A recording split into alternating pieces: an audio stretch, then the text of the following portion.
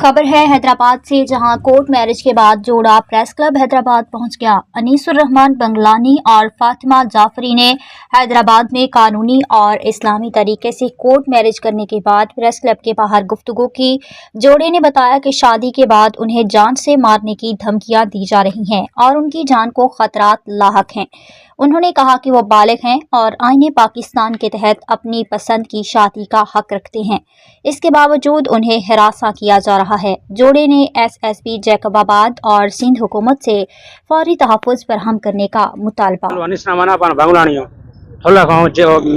शादी कया से उतो जाऊं अने हैदराबाद कोर्ट को शादी कया से छोकरी जे माइट को असन खतरो आ हरदीन मोर पला अजीज यो मारण जो धमकी देता था कि मारींदासीं।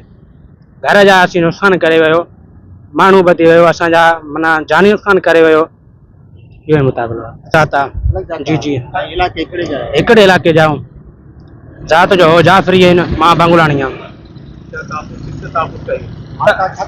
असां तहफ़्फ़ुज़ कयूं था, असांजो पुलिस असांजी मदद करे तहफ़्फ़ुज़ ॾेई वञे।